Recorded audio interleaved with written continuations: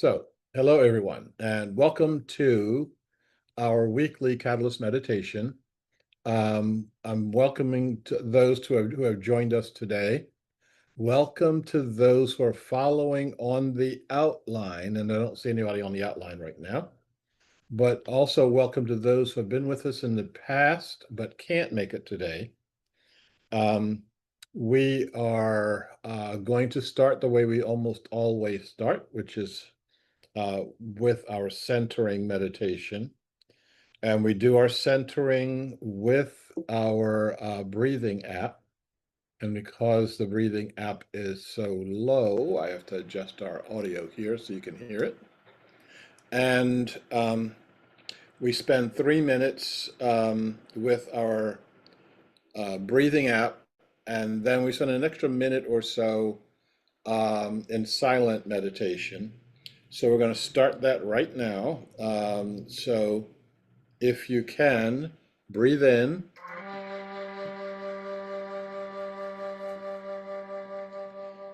breathe out.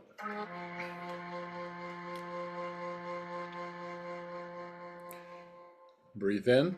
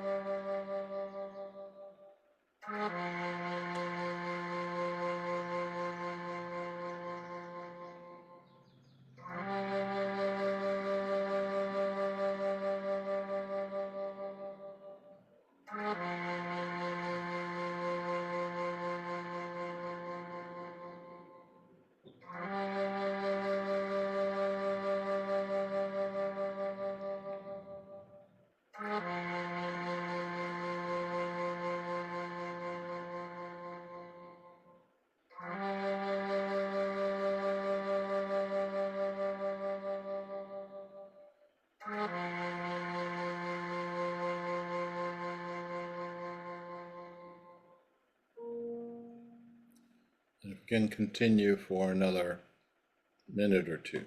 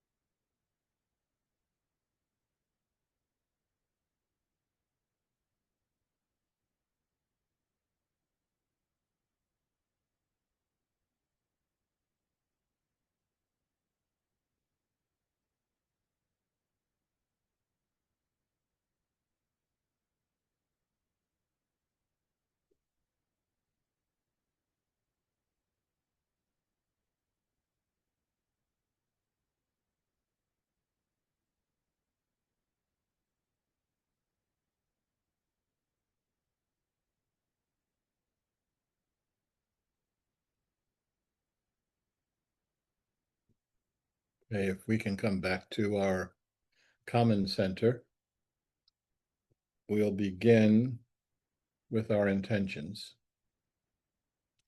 As the imaginal cells within the chrysalis come together to form the butterfly out of the disintegrated caterpillar cells, we come together to form a gateway for the meta-consciousness of the mind of Gaia. We act for ourselves personally, and we act as aspects of Gaia.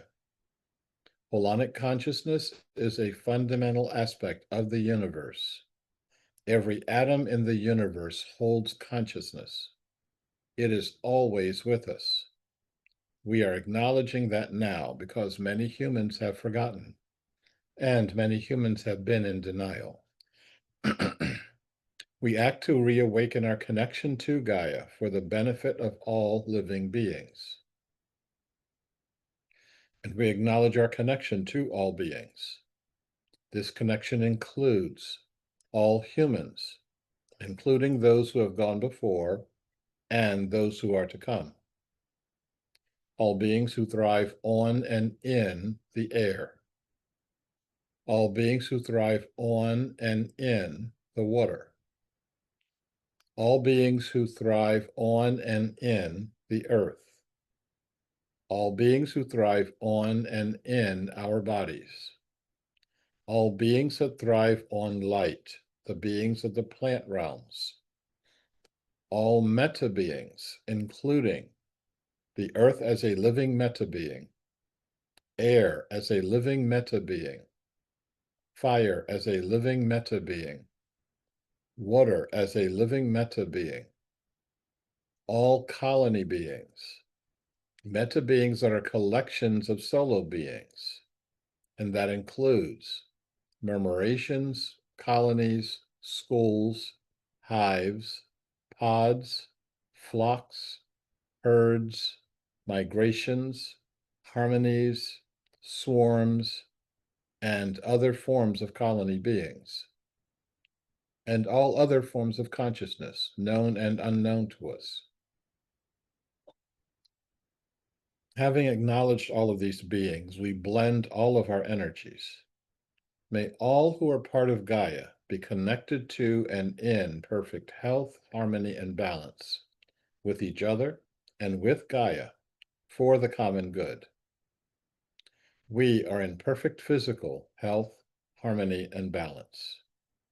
We are in perfect emotional health, harmony, and balance. We are in perfect relational health, harmony, and balance. We are in perfect mental health, harmony, and balance. We are in perfect spiritual health, harmony, and balance. We are in perfect holonic health, harmony, and balance. We are in perfect spatial and temporal health, harmony, and balance. We are in the perfect place, at the perfect time, in the perfect conditions, and with the perfect beings. We now set and energize our declarations. We declare that Gaia is the ultimate governing principle, the way that humans govern their behavior on this planet, replacing all other forms of human governance. This is the way our behavior aligns with the will of the earth. We declare that humans are colony beings.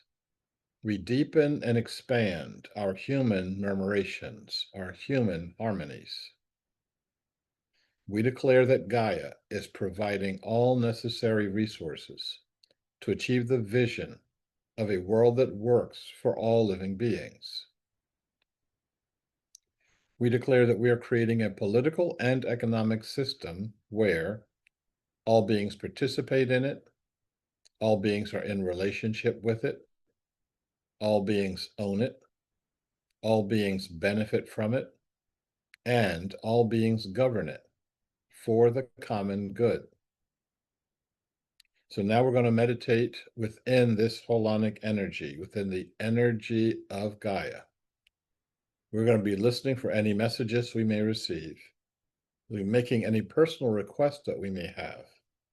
and we'll be deepening and expanding our human experience of our human murmurations, our human harmonies.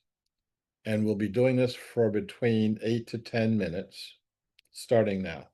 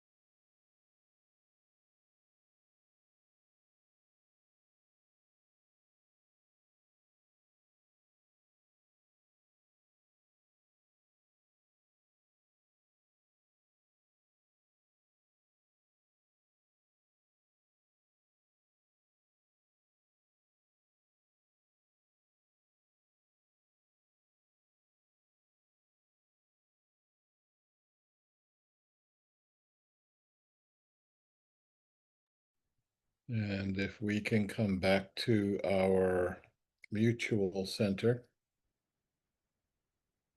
we'll conclude our Catalyst meditation with our inclusivity mantra.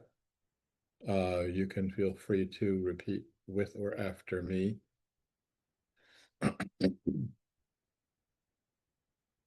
May I be well. May I be secure. May I be happy. May you be well. May you be secure. May you be happy. May we be well. May we be secure. May we be happy. And may all beings be well. May all beings be secure. And may all beings be happy. And so it is. And so it shall be. And thank you for participating in yet another of our weekly Catalyst meditations.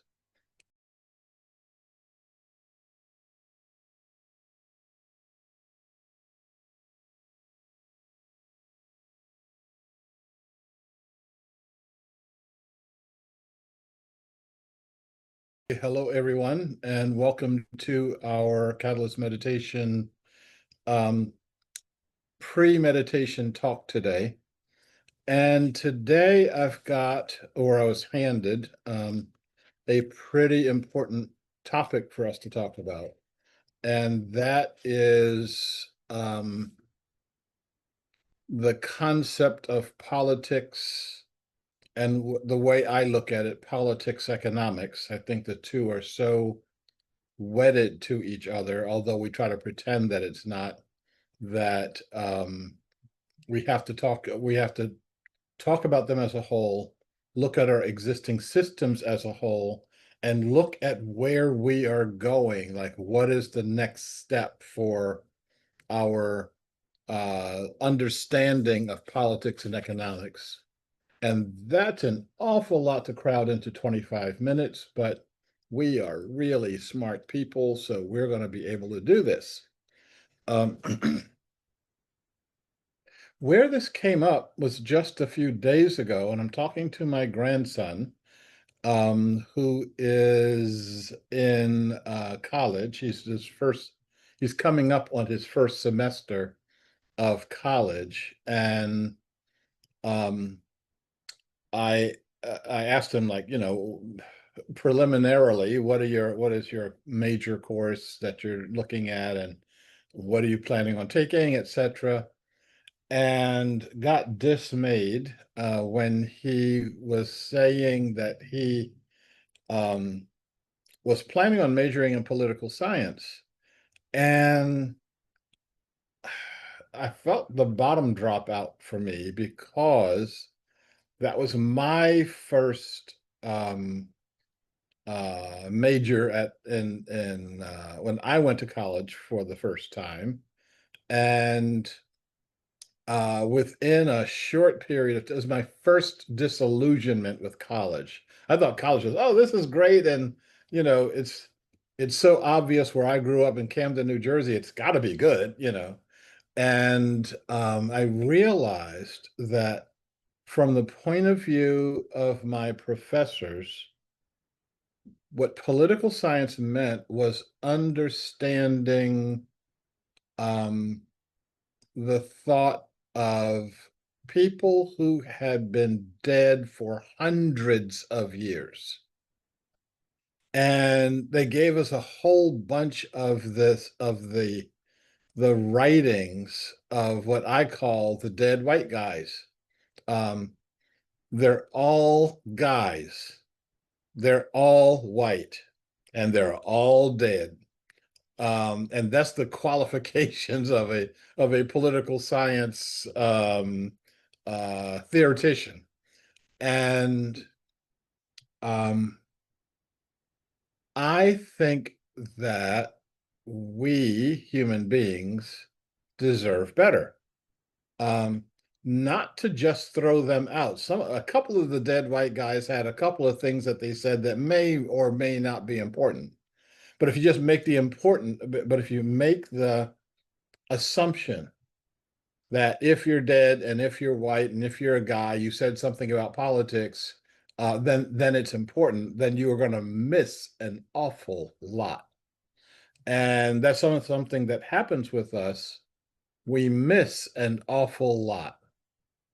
And so um, I I started thinking about, well, I may need to create a side curriculum for my grandson, so that he can he frustrate the heck out of his professors, which he does that anyway. The public school system is really happy to see him gone. Um, I think I told you that he was tested as the smartest kid in the state of Georgia. Um, and in his school, the person that gets the highest scores on all the standardized tests has lunch with the principal of the school um, in the faculty cafeteria, which is supposed to be like a really big deal. They get an extra scoop of Jello or something, and uh, he was complaining to me. He's like, "Do I have to have lunch with her again?" Because every time the test comes out, everybody knows who he's going to have lunch with. So, but yeah, I was thinking like, okay, what would go into a politics economics um, that would be relevant to the 21st century, not starting on the backbones of the dead white guys, but what are we seeing and how do we see that now? I got, um, unfortunately, I got an extra boost in thinking about that because of the very deep expansion of the war in the Middle East, Israel against the world, it seems to be. This one is the after Israel Palestine, which is one entity that's in at war with itself, um, went hot, um, and then Israel starts throwing a lot of bombs around on everybody. Lebanon got a whole bunch of them, and then Iran starts shooting back. And then everybody gets surprised, like, "Oh my God, why is Iran shooting back?" It's like people just don't like being shot at.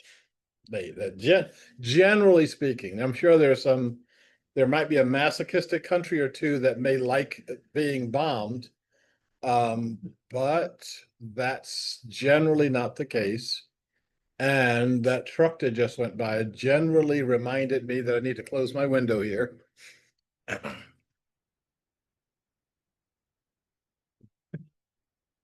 Okay.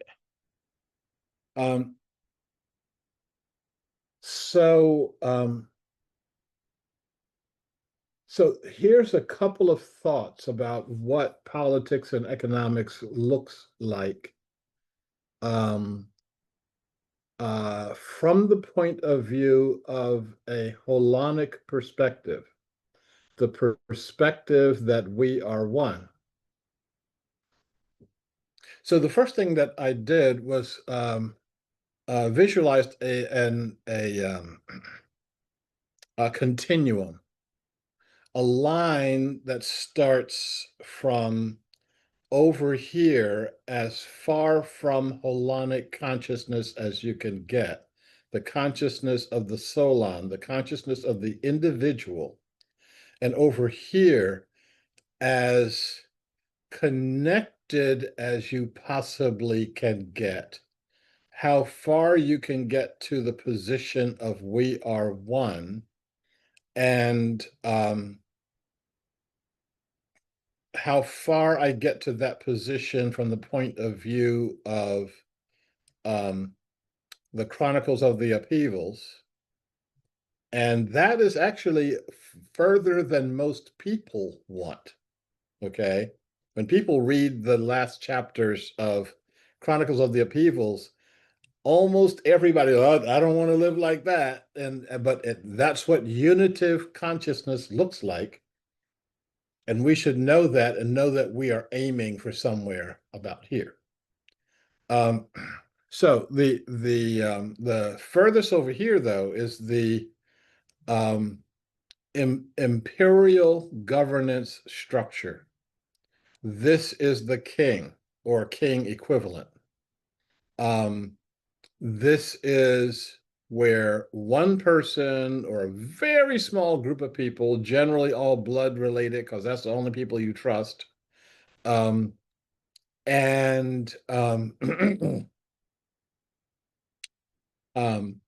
they make every decision, and they make those decisions from the point of view of what's good for me, or what's good for me and this little small group of people. It's amazing that the majority of the world functions like that right now. We talk about the majority of the people in the world functioning under democracy, but as soon as you've got any stressor on the system of democracy, people chunk it out the window, and we go back to this imperial, exclusivist, breaker perspective. So I'm looking at, think about if you put the people into this in the room who were deciding whether or not they wanted to go to war with each other, whether that war will become nuclear or not, the number of people in the room is very, very small. It's not 5 people. And we have amassed them with an amount of power that they really, really, really shouldn't have. And if you want to add the 6th person to that, um, what's his name? Donald Trump, who is consciously being completely explicit that he makes stuff up the morning that he imposes something, with no other input. Then we recognize that this system, the imperial system, which we have recognized that is flawed from hundreds of years ago, we just have updated it for the 21st century, but we haven't done much with it. Okay, let's go on this side for a second, and let's look at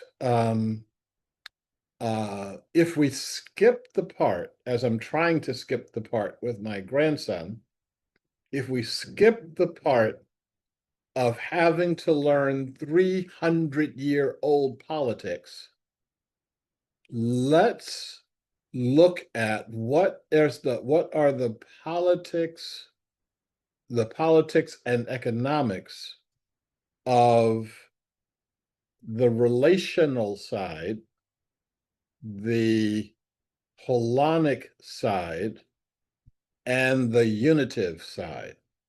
Now, those are 3 different concepts. In the next 12 minutes, I'm not going to be exploring them. We need to do a longer workshop on them, and if that's something that we're interested in, be glad to put that together. But on that side of our spectrum, we have to ask the question, whatever decision we make, how's that decision going to be good for all living beings? Now, we took a major step toward this concept when we started walking toward the concept of democracy. So democracy is I either don't knock it or I don't knock it as hard as it could be knocked, or I'm looking at how do we um, take that to its next step. Um, so a lot of the checks on power that we've put in place, I think, are good things, but we need to go more from checks on power to actually thinking about how do we think about power? What is our consciousness around power?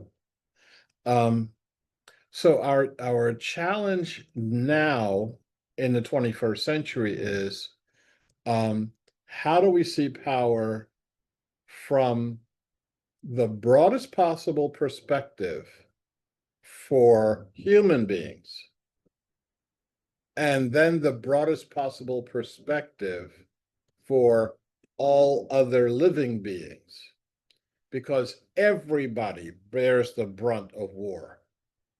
If you set off a nuclear weapon, it isn't just human beings that get damaged. Everything, including the physical Earth itself, is impacted by that. I was up in the Himalayas going from one place to another, which is I spent most of my time going from one place to another. And I was on a road called Cardin La, which is the highest motorable road in the world, gets up to 18,000 feet. Um, and there's a tea house at the top of the world. And got out of the vehicle, they call a taxi, um, and took 10 steps and fell right on my face because there's not any oxygen up there, not a whole lot. So they drag you into the tea house, give you a couple of shots of oxygen and a cup of tea, and this is why the tea house is there. So I'm walking around when I finally can walk around, and we're looking at the Sai-Chen Glacier, which is the largest glacier on the planet that's not attached to one of the poles. It's referred to as the third pole. And it's stunning. It's beautiful. It's all that good stuff. And a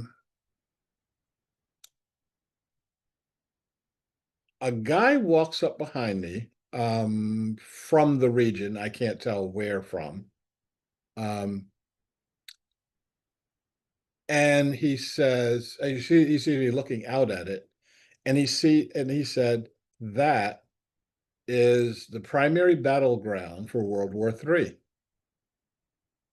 And I'm like, I'm thinking more like, London, New York, Washington, D.C. I don't see World War III right there. And he said one nuclear weapon blasted above that glacier will kill 1 to 2 billion human beings.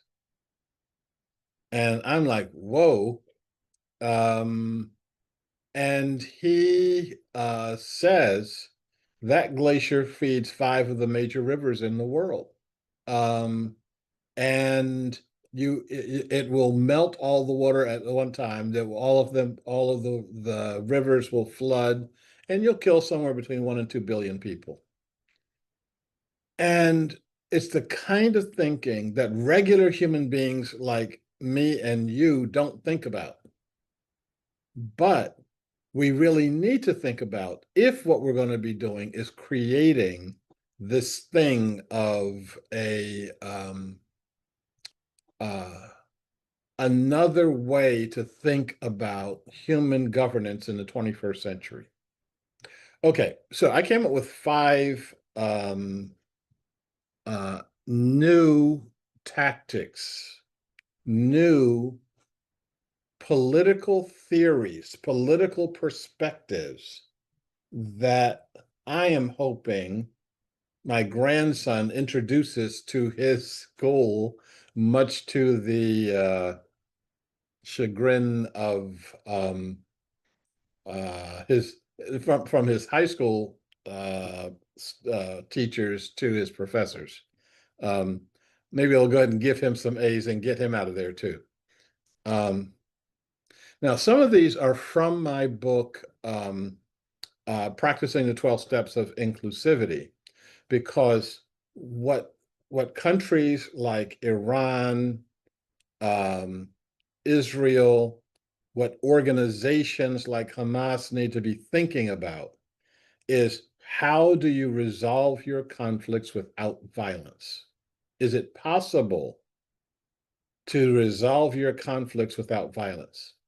It wouldn't matter to me um, that much if we could do the violence just military to military, the way we used to do it in the good old days. You go find a cow field somewhere and you get your two armies lined up and they beat the crap out of each other, but they all volunteer to be there, and regular people can kind of you know get some popcorn and sit on the sidelines and watch. Um, that's not that much of a joke, because that's what people did in the early parts of the U.S. Civil War. When they heard there was a battle going to happen, like Antietam or Bull Run, people would go out in their carriages and they would go to watch the battle until the battles got as ugly as they got. The U.S. Civil War is the world's first industrial scale war, and the deaths were on an industrial scale. Um, but it's the last war where the majority of the casualties were military. We aim at each other, civilians, now, which means that we civilians ought to have a voice in the matter. Goodness, I'm going to run through these real quick because we're going to start the meditation at the bottom of the hour. So, 5 tactics that, again, I've talked about these um, in my practicing inclusivity and in practicing the 12 steps of inclusivity, but I'm focusing most of that on how do you practice, how do regular people practice. I need to create another, I'm listening to myself as I'm talking here. I need to create another workbook on how to apply these tactics on a international level. Okay, number one, um, holding the superior position. This is understanding, what is your position? Why are you doing this? For most of us in this country, um, we take this position because that guy over there took that position. We don't like him, so whatever, if he says up, we say down. If he says left, we say right. And that is not having a political position. It's not having a way of dealing with anything. Number two, holding the inclusive position. Holding a position that the person that you are opposing, or the person that is opposing you, can accept that position. It may mean they have to change their position. It may mean that it may not be as optimal for them, but it will be something that everybody can do. Um, Look for unlikely allies. And by unlikely allies, don't make the assumption that if I am part of group A, that I'm going to be opposed to group B. And I have to tell you a really quick story about this. I was doing this work in Charlotte, North Carolina, with a couple of Black communities that were trying to uh, get housing. I'm trying to take all the details out because we don't have time for them. Um, and the federal government had a program that would give us, $5 million to do our program. The only thing we needed to have our application scored, and you needed 100 points to get your scoring. And if you had the support of your senator for your one of your two state senators, it gave you 90 points. So if you could spell your own name and write not in crayon, you and your senator was behind you, you got the money. This is how they spread out the pork barrel stuff. Our senator in North Carolina was Jesse Helms, arch racist, arch conservative, arch proud of it. Okay. And I said to the group, I was a brand new lawyer at the time, let's get the money from Jesse Helms.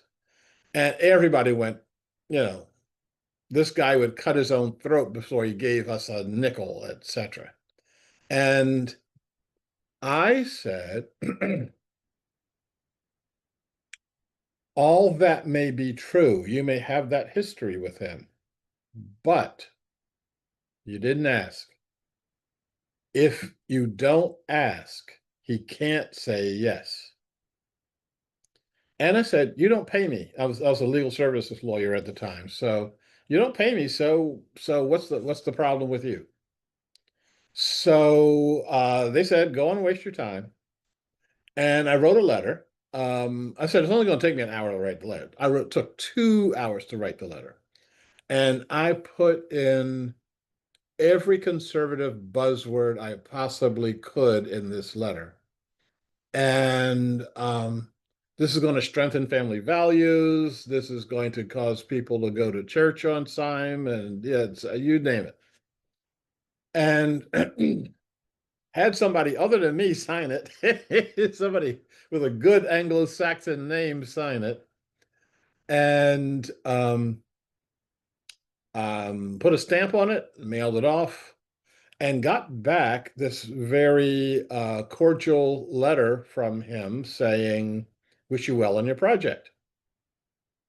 Um, put that in my application to the Treasury Department. And the Treasury Department called me up and said, is that really his signature? They said, we've never seen his signature. So we got our $5 million, and everybody thought that I was a miracle worker, but only because we did that tactic of always looking for the unlikely ally. Okay, and you're not going to hear the other two because it's now time for our catalyst meditation. I am definitely leaning toward doing uh, a quick workshop on that, maybe next week or the week after, and see how that ties in with my longer workshop on practicing inclusivity.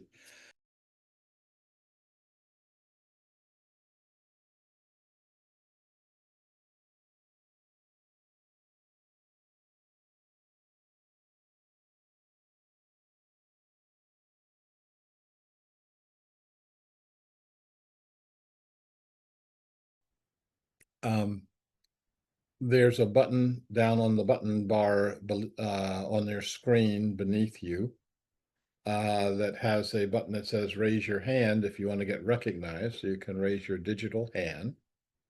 If you can't figure that out, you can wave your meat hand around, and I recognize meat hands.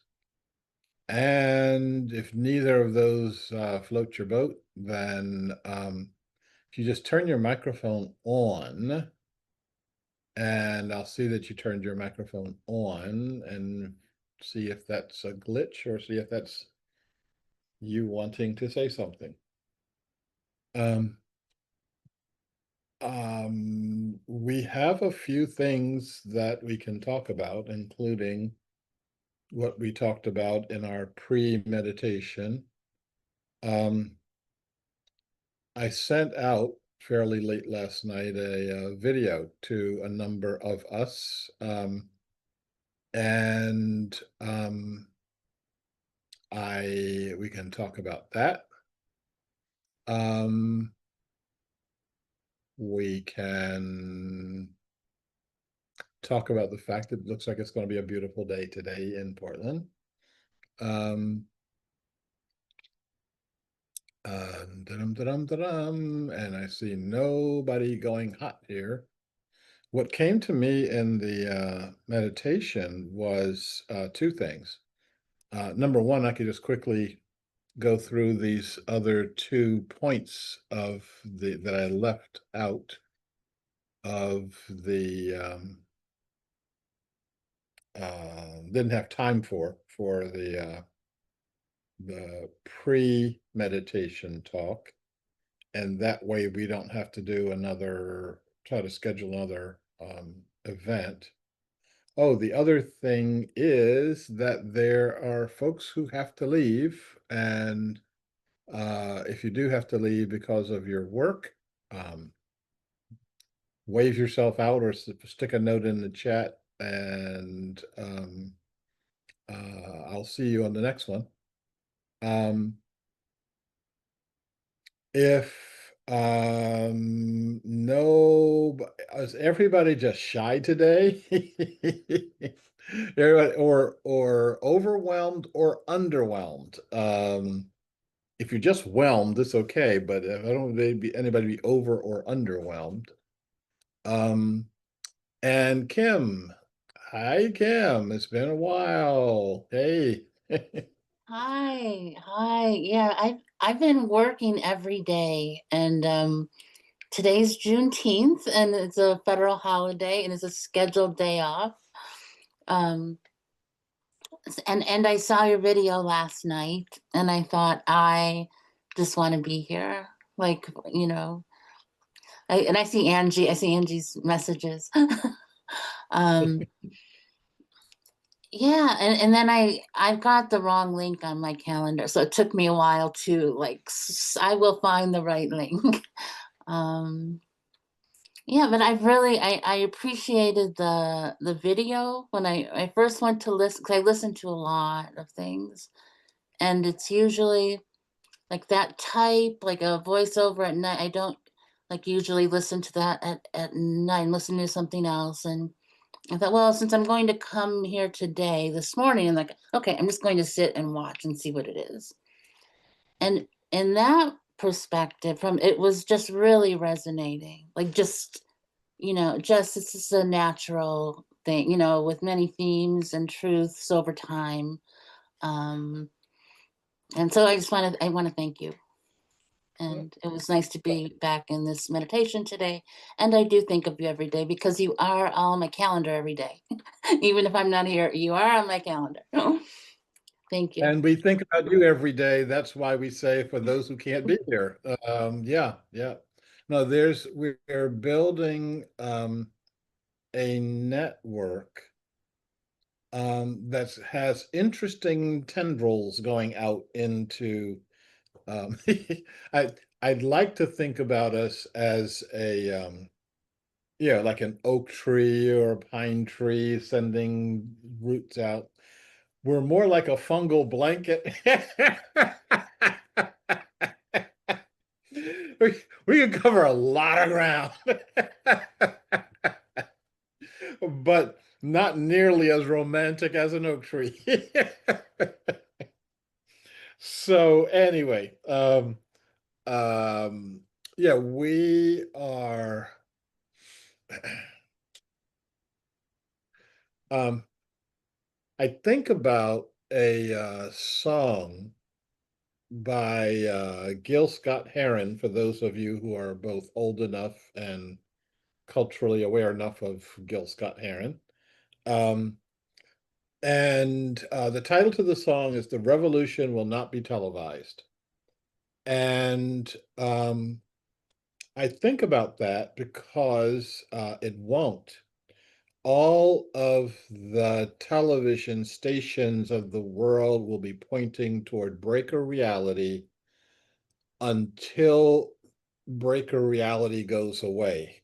So it's going to keep beating this stuff at us Um, um, and I am, um, there'll be more and more of us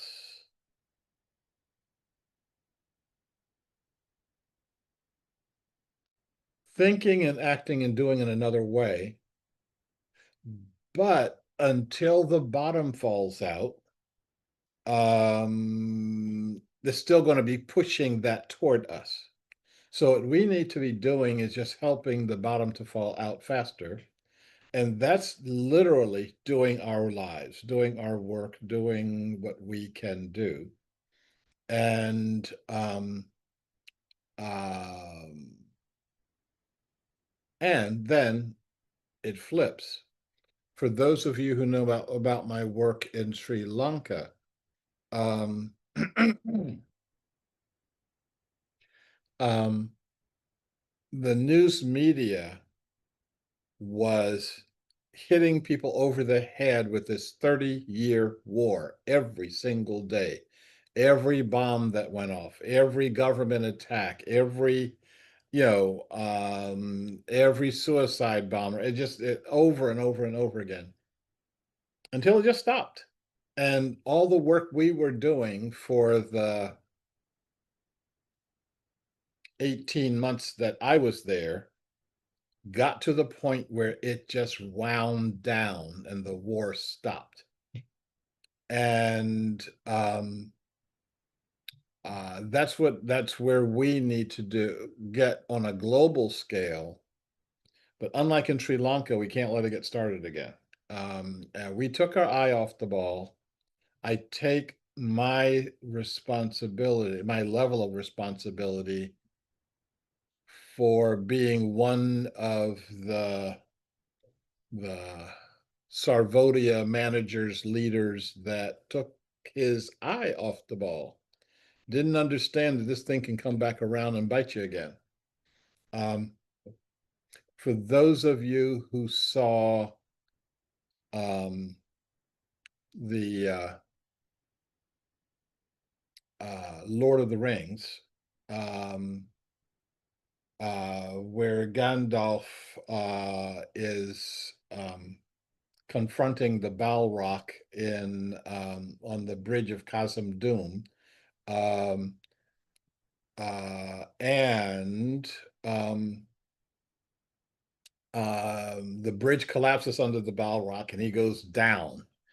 And Gandalf turns his back from him as he's going down, and the Balrog has a whip and grabs Gandalf's leg and takes him with him.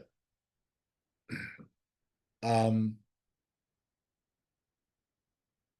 that's called taking your eye off of your target. You don't understand your target, and you don't understand that it's still dangerous. And Gandalf got a lesson in that. And I got a lesson in that in Sri Lanka when all of a sudden this war that we thought was dead and buried came right back to life. Um, we didn't get it. I get it now. We do a few things differently. Um, and one of the things we do differently is have a role for all of the players. We took all these war guys on both sides and just move them off the stage. We had the stage for about 7 years. And we were doing all sorts of really cool things, etc. And these guys were used to being on the stage were not used to be sitting quietly off the stage. And they came roaring back onto the stage, and um, the outcome was the outcome.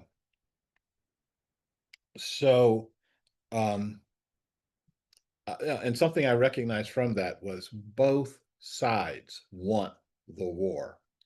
The war people on both sides want the war. They want to fight each other, or I should say, they like blowing up each other's civilians. Um, and they get really bent out of shape when when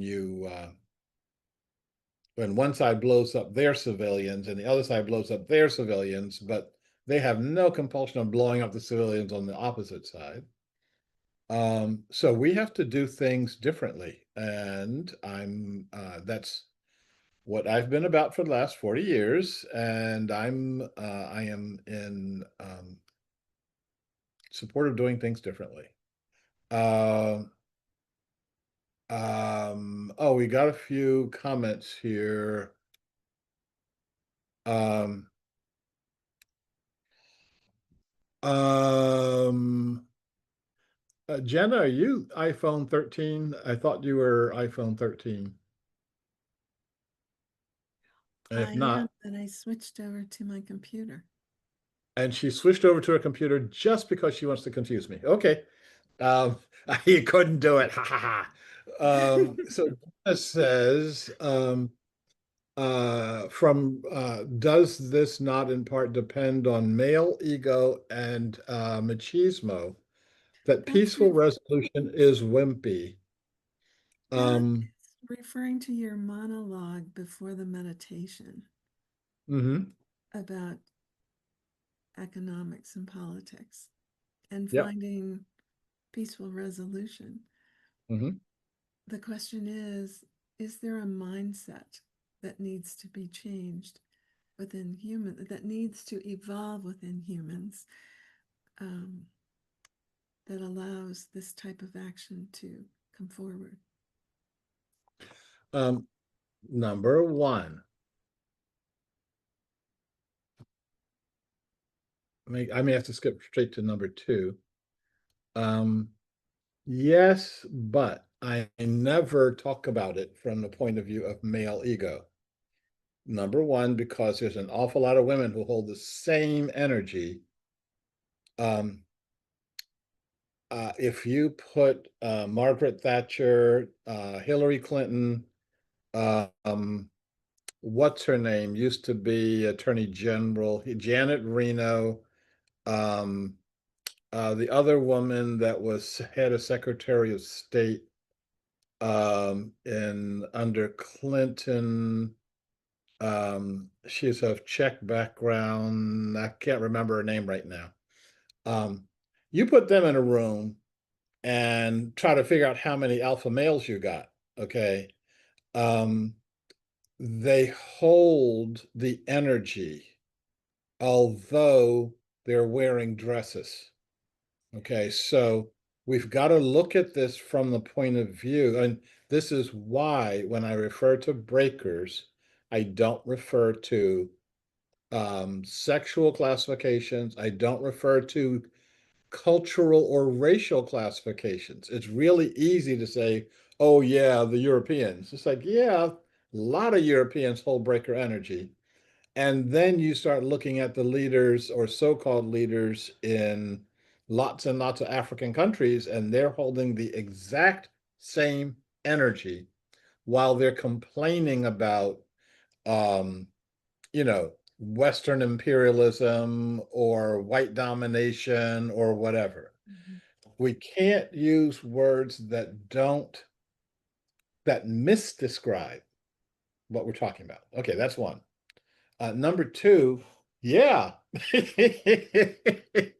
Yeah, there's an awful lot of ego involved here. And I think a really damaging kind of ego.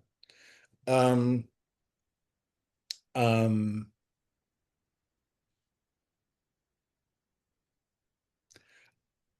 the fact that Elon Musk works as hard as he does to continue to be the richest man in the world doesn't say anything about the firepower of his money.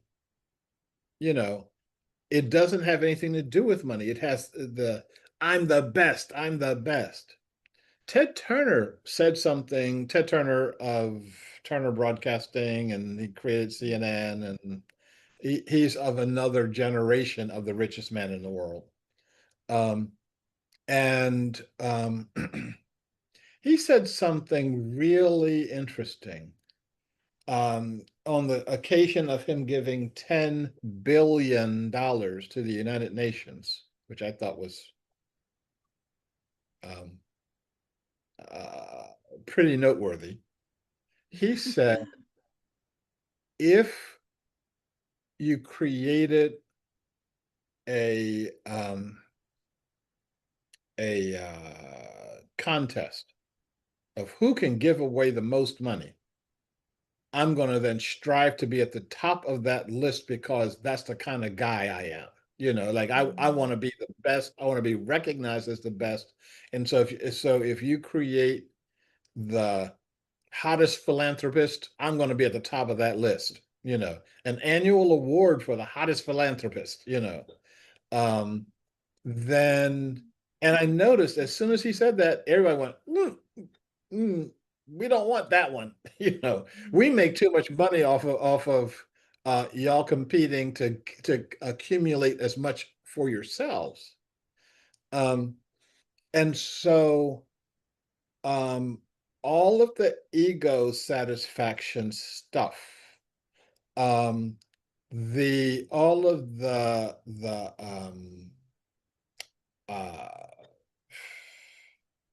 the stuff of I'm of showing I'm better than you. Okay. Um, we figured out how to make money with that. And we don't want to upset that apple cart. So every bomb that's being exploded right now in the Middle East has a price tag on it. Every time that a bomb goes off, somebody is making money because it's got to get replaced. And every bomber that gets shot down, somebody's making money. And remember in Watergate, they said follow the money, and you're going to follow the money into lots and lots of pockets that you would be really surprised at. If any of you have mutual stocks, if you have your money in mutual stocks, then that money's going in your pocket. And we cover it up. We bundle these things so that we don't have to think about them. Okay. Who just waved? Angie. Oh, okay. And she has a note says, I gotta go. And then Kate has a note that says she has to go. And all God's children gotta go. I guess Saxony's already gone. So I guess I should be looking at my notes here. And what does Saxony say? I'm overwhelmed. I do have to leave. So also, thank you for sharing the video. Wow, I have been experiencing much of what this is about. Thank you. Thank you. Okay, so um, I am going to do one more thing here. Um, I think I actually sent the video to everyone Last night. last night. But if there's anyone who didn't get the video from me last night, if I can put the link up in the chat real quick, I will do so. And if I can't couldn't put the get link through up all in the of it. chat, somebody else will put the link up in the chat real quick. Okay, so I've got that. I am going to go to my YouTube history. It should be at the top of the heap here.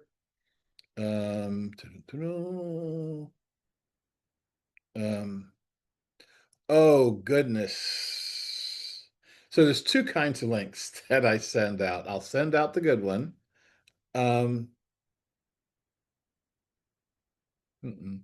Share. Copy. And I am now putting that in the chat. And that's the one we've been talking about. I'm going to watch it again today. The other link I talk about um, is this kind. I'm going to share with you. I'm not going to share the I listened to it. I'm not going to inflict this on you. I will show you the picture. Hang on for a second. Okay, so this is the guy who's talking about the Israel and Iran update.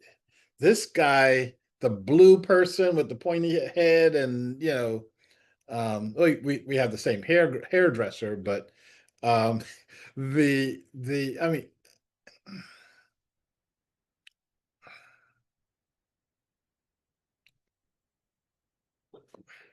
I'm sorry. If you've got to paint yourself as a extraterrestrial to try to get my attention, then what is that saying about what you've got to say? Okay. Um, and I so I actually listened to this. I held my nose and listened to it. And what this person had to say was not bad. I mean, it wasn't, stand by for the overlords to take over um your planet, etc. But the entire time I was like, why do you feel that your message has to come from off world in order for me to hear it? Um, there's another one. Okay, let's get this guy off my screen. There's another one where um,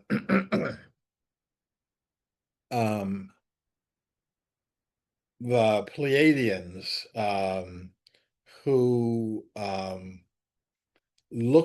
all of them look like the elves from Lord of the Rings. You got kind of, we're really, really elevated, and we've got really close shaves here, and we just look very Nordic.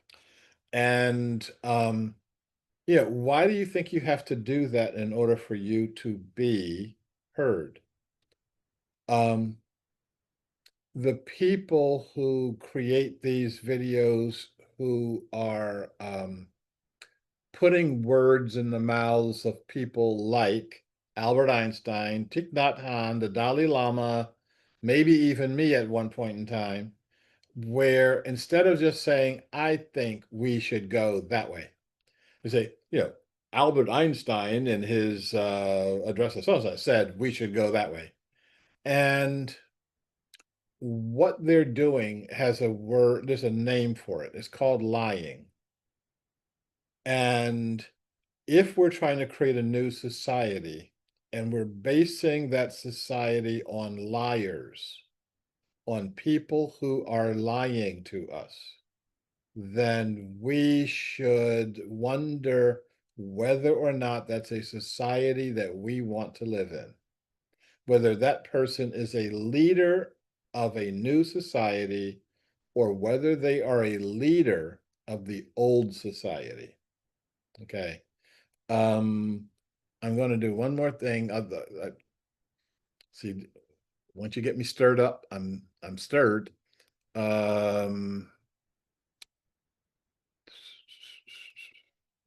Oh, anybody want to talk about any of that, or you want me to stop what I'm doing right now, or what is your pleasure? Well, that didn't go didn't go very far. I guess Sheree, yes, when you're ready for a segue, I'd like to share about these two new series that have suddenly appeared on Netflix. right. Yeah, you mentioned that to me. Are you ready? You can go ahead and segue right now because I'm still looking for something that I want to share with you. Okay.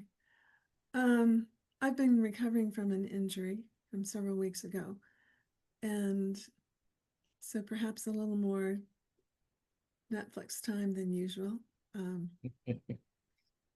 That's what And television is good for. It's to ease your pain. Okay. Yeah, okay, I'm interrupting you now, but I'm gonna shut up in a second. Yeah, and I'm seeing a signal here that wants me to confirm my speaking language. Yeah, well, I don't, they throw that up every once in a while. Okay, so um, these two new series have shown up just within like the past week. I have forgotten the exact spelling of one of them. They are both from foreign countries with voiceover, and I find it easier if I have subtitles on in those situations. One is based in Argentina, as it happens to be presented, probably Buenos, major city in Argentina. Let's go there. Buenos And Aires. suddenly, this beautiful sunny day, clouds over, and these particles, snow-like particles, start falling from the sky. And on contact, a human being immediately dies. And so this is where it starts. It's really a story about if something unexpected, catastrophic happens, how is society responding to it, where it's universally occurring at whatever scale. And so based on all that I've been involved in over recent years with Commonway and Sharif's teaching, I was curious to see where the screenwriters would take the storyline. And it took a while in that particular, it's called L, it starts out with EL space, and then there's a word that starts with E. And I will share back through email the actual name. It took a while for groups to form that were starting to act together. Initially, what was happening was a lot of opposition, a lot of fear. We have to defend ourselves. This is survival. And even to figure out how can anyone go out of where they are, out into the open air and not be killed. And in terms of screenwriting and acting, it will never win an award, but it was a storyline to watch. And eventually there are groups that form that are working together. That was season 1. It'll be curious to see if and when there's a season 2. The other one is based in Denmark, and this one is more climate focused. But again, it's a society-wide event. And they don't give it a particular date in time, but it is current time in terms of culture and appearance. Excuse me. And what's happening there is the backstory is that sea levels have been rising, and Denmark is very low level. They've been expending their economics, their money, to try and build buffers against the sea coming in, to the point that another country has bankrupted itself, and Denmark is in the same track. And so the government announces to the whole country, we are closing the country of Denmark, and we will facilitate relocating all of our citizens elsewhere. And I'm only 2 episodes into this. It'll be curious where it goes. But again, it focuses on the upheaval of the society. And as far as I am into it right now, it's about how people are reacting, the shock. Many people are losing everything that they have, and the conflicts that are arising. And so I just found it interesting that these are 2 very different genres that I really haven't seen elsewhere. And suddenly they've appeared within the same week. I'll leave it there. Oh, and that particular series is called A Family Like Ours. Yeah. When you sent me the email about that yesterday or day before, and I thought I haven't seen it, either one, But I thought it was interesting that it was set in, first of all, Argentina, which has had its share of first event challenges as a country. And what I mean by that is as a Western style country, they were the first ones to completely lose their economy. Their economy went into the toilet, and from some people's estimation, it's never come out. Um, they're kind of like living, they figure out how to live in the toilet. Um, and I guess this is the one that I saw with my own eyes. And yeah, like what do you do when the impossible happens? You know, what do you do when all the money just simply goes away overnight, literally overnight? My friends were talking about going to the ATM just to get some money because they were going to go out tangoing that night, and they stick their card in, and the ATM takes their card and takes it forever. They never get it back. There's no more money in there. Okay. Um, they locked the doors of the banks, and people were like banging on the doors of the bank, not because they knew anybody was in there, but just to express their frustration. And after a couple of months of that, and when I got down there, they had beat that the one bank had a metal door with a some artwork on it, and they had beat the door smooth.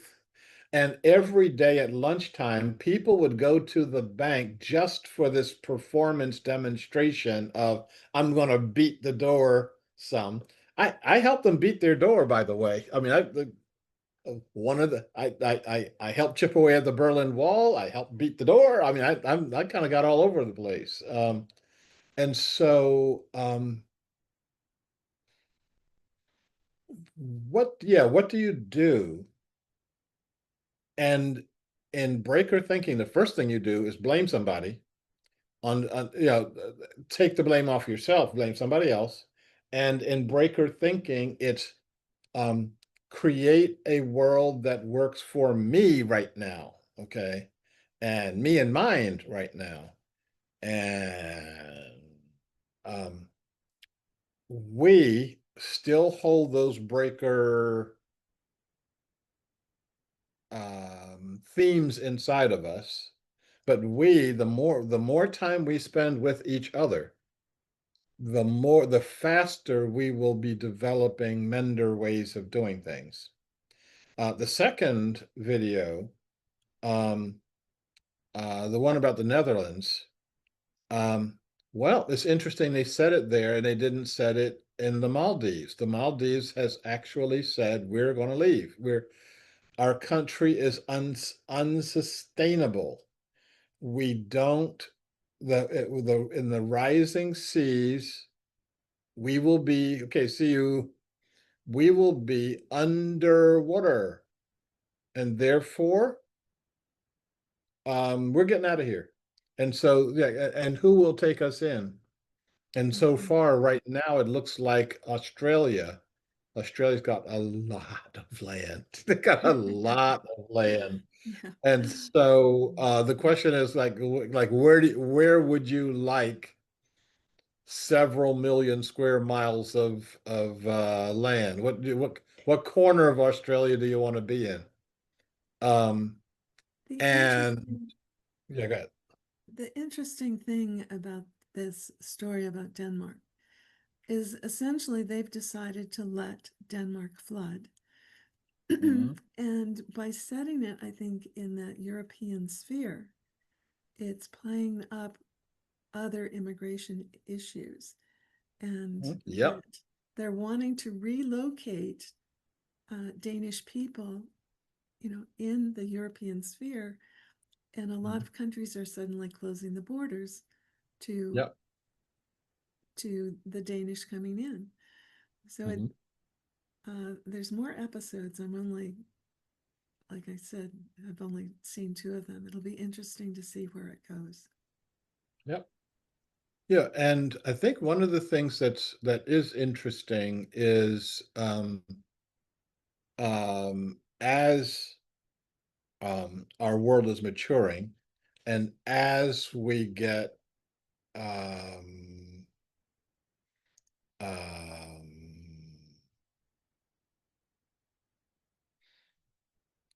screenwriters, directors, producers, etc., looking at our future, how will we evolve to that?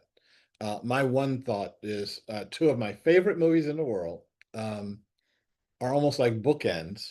One is the original The Day the Earth Stood Still, Michael Rennie as the guy from outer space with the Boston accent. Um, and the other one is what you call them, Arrival, where the heptapods don't have Boston accents. They got some interesting accents, but yeah, they when they're talking, it's like okay. um, and how we handle that and what breaker attitudes look like in that mix. So, Kim, what's happening with you? Oh, you got to turn your microphone on. Real hard to hear you without it. Sorry, I hit the wrong button. um, what is coming up is that like so we have these films and this coming, and at the same time I'm going back to the video and the messages, from there, and just right now in this present moment, right, there are something like a couple 100 million people already on the move, like climate refugees around the world, so already Mhm. moving. um in terms of like collapse in change making communities, a lot of conversations have been going on about that in different ways, for a while. And like the Soviet Union collapsed and they had no money. One day they had money, the next day didn't. And I hear, friend Tatiana's like, we survive, we help each other, we go on. And she's like living a wonderful life in, I think, Estonia or something, so it's like there's something about holding the center, right, at this time when things are so um getting even more chaotic, I think. And the one line I wrote down from the video, I mean, there, I'm going to go back to and I'm going to write some things down, but the one was, um you give them permission to return to themselves. And that was like, I mean, I to me that felt like, it's like to get out of those roles that you mentioned, Shri, like the one against the other, the one side against, like, okay, those just come back to who we all are. So that's kind of what I'm sitting with and what I was taking from the video, along with the exciting, okay, like at this particular moment, at this particular time, but at the same time, all time. This is happening all the time. Mm. So I just take some comfort in that. And it's interesting that we always see these things right at the exact right time for us. Like these two that I once saw two things on Netflix when I was healing from something that I didn't, I never even watched TV at that time. And it was like, am I really watching this? They were two different. There was like it was the original OA, like which was original Angel something, and Travelers, like people just like landing from different times and places in current bodies, and it was just I couldn't say anything. I could only watch the series. So that Yeah, reminded me of that, Jenna, when you were sharing that. yeah, and yeah, um, I I don't well, I from another source, we just simply have to let go of the word coincidence. There is no such thing as coincidence. Everything is coincident with everything else. And once we get a grip on the magnitude of it, we can start seeing some things in different ways. Yeah, yeah. I'm I this is I say I don't watch television. This is slightly misleading, okay? Because I don't if you talk about a traditional television, like you turn on and there's stations and or you streaming or whatever, I have one. It's right over there. It's got a cover. I got a beautiful piece of cloth I acquired from somewhere over it, and I haven't moved that cloth in about 10 years. So I don't watch television. But when somebody tells me, oh, you need to watch this, this is something that's really cool or really neat or really important, whatever, I go online and I download it.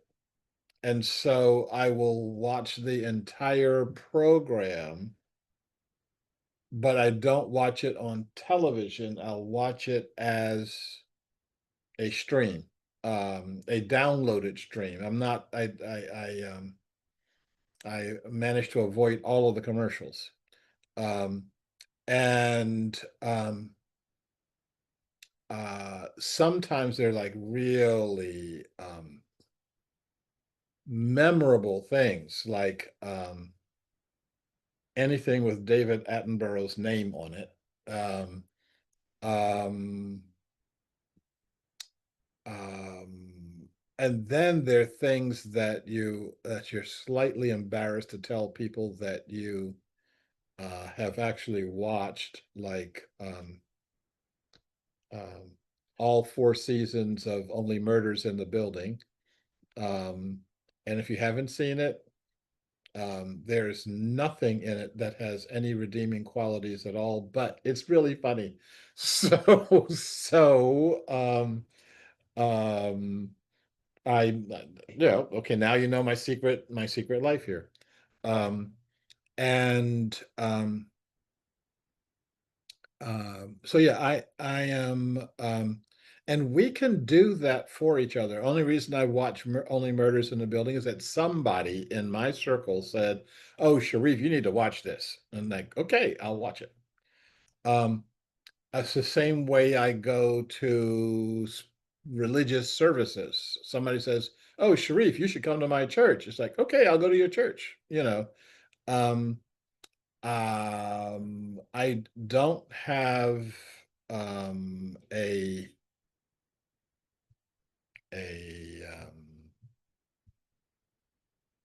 this means something. One of the things I like about Zoom is that I'm thinking about something because I got my fingers working here. Um, yeah, I don't have a particular source for anything, but when somebody sends me something, sends me the link or sends me the, yeah, or did you see this, or have you ever even heard of this? I start paying attention. I'm paying attention to and I was trying to find it, and I can't find it. Um, and I know I've got them. Um,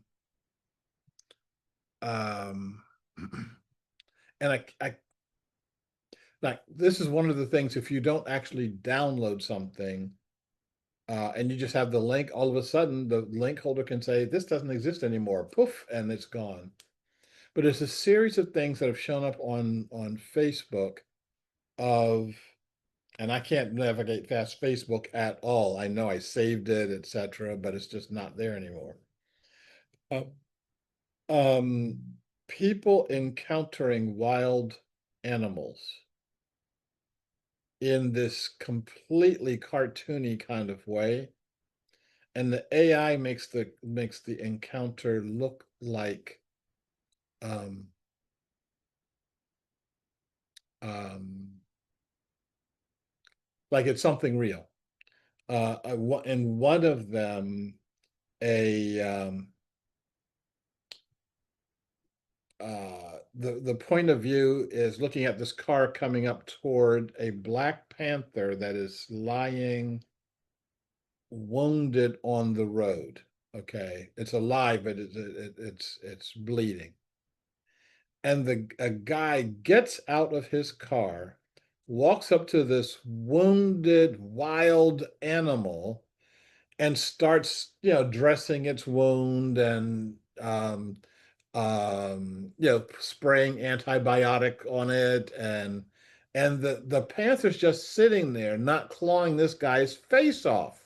Okay, as any, I'm saying, not even wild animal, any person that, you ever see anybody getting treated at a hospital where they know you're operating for their good, but they still have to be restrained to get their shot, and that's just a little needle prick. It's not bandaging up this big wound. And so then he bandages up the wound and shares his drinking water with the this wild animal that didn't eat his face off. Um, and I think that this is really, really wrong. I think it's really, really bad. I think that it's not um, because it's not reality. It doesn't teach people how to act toward reality. I saw on Facebook a woman um, leave her car and start walking up to a bear that she saw on the road. Okay. Bear takes out after her and she starts running back to her car. Oh my God, oh my God. And it's like, what were you thinking? Well, what she was thinking is that she saw the video of the bear that was hugging the children and dancing with them off into the sunset, and yeah, that doesn't happen that way. Okay, folks, I am gonna go, but I want to say one thing about I'm gonna process this video as quickly as I can if it exists.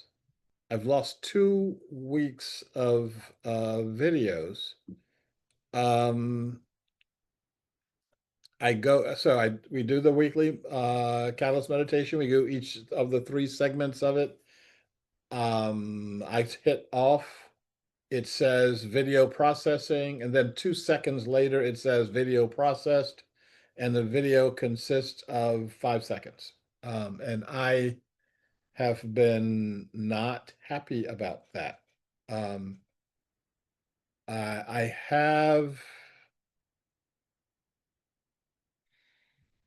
um, I have a backup, and that well, Jen, do you have a back? I have a backup, and that is Fireflies. Fireflies does an audio copy of everything we're doing here. Um, and but it has me talking the way I usually talk, which is fine when you've got video and when you can do a pause and I'm doing, "Ugh," and you know that there's other things going on here. When it's just dead air on an audio tape, that doesn't work. And so I need to dress it up. And I just don't have I haven't had the time and the bandwidth to figure out how to dress it up. I don't know how to do that. And I've asked several people to help me do that, and they either can't or won't help. Um, and I'm hoping that I got a good video this time. The only way I can find out is to dump this call, and then I'll know 10 seconds from now. So if you hear me screaming from Portland, Oregon, you know, third week it went down again. So, and if you see me smiling, then you know that it worked. Okay, so if you get something this afternoon, then it worked. And if you don't get anything this afternoon, I'll send you a little um, uh, what do you call it, emoji thingy of me crying, then you'll know what that's all about. Okay, any other last thoughts as we are proceeding on? If there's anything that was in the chat, um, you should save your chat if you want to do that now. If not, um, I will let it go, and I will see you all either on the direct daily meditation, if you can do that. And if you can't, then I'll see you next week. Fare thee well. See you later. Bye.